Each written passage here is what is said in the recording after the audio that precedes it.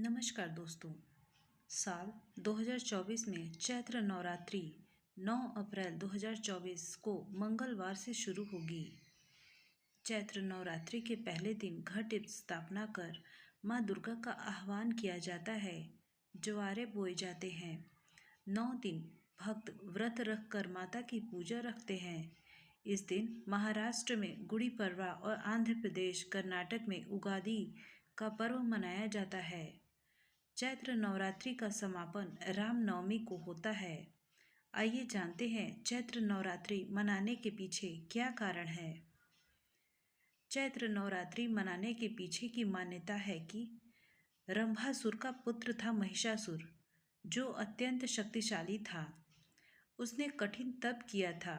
ब्रह्मा जी ने प्रकट होकर कहा, वत्स, एक मृत्यु को छोड़कर सब कुछ मांगो। महिषासुर ने बहुत सोचा और फिर कहा, ठीक है प्रभु। देवता, असुर और मानव किसी से मेरी मृत्यु न हो। किसी स्त्री के हाथ से मेरी मृत्यु निश्चित करने की कृपा करें।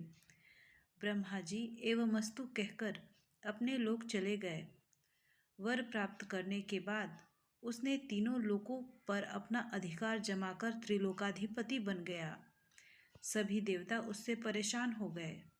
तभी सभी देवताओं ने आदिशक्ति जगदम्बा का आह्वान किया और तब देवताओं की प्रार्थना सुनकर माता रानी ने चैत्र नवरात्रि के दिन अपने अंश से 9 रूपों को प्रकट किया।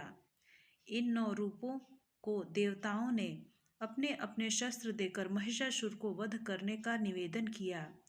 शस्त्र धारण करके माता शक्ति संपन्न हो गई।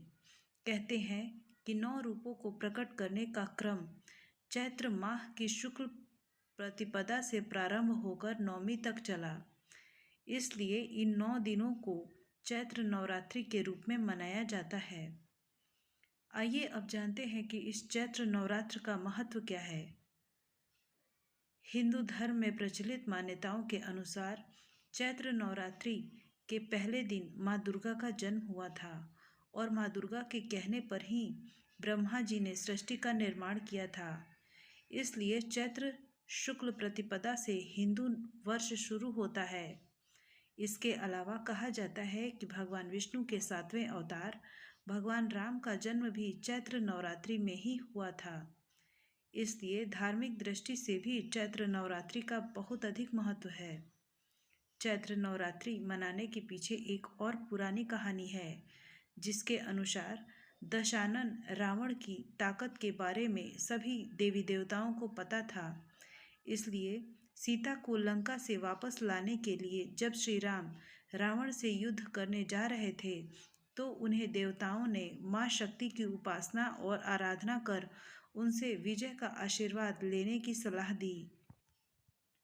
भगवान राम ने माँ शक्ति की विधिवत पूजा प्रारंभ कर दी। माँ को फूल अर्पित करने के लिए 108 नील कमल की व्यवस्था की। इसके साथ ही मंत्रोच्चारण के साथ पूजा शुरू कर दी। जब रावण को इस बात का पता चला कि श्री राम चंडी माँ की पूजा कर रहे हैं, तो उसने भी माँ चंडी की पूजा शुरू कर दी। रावण तो बड़ा शक्तिशाली था, ऐसे में किसी भी हाल में अपनी हार नहीं चाहता था। इसलिए उसने राम के 108 फूलों में से एक चुरा लिया और अपने राज्य में माँ चंडी का पाठ करने लगा।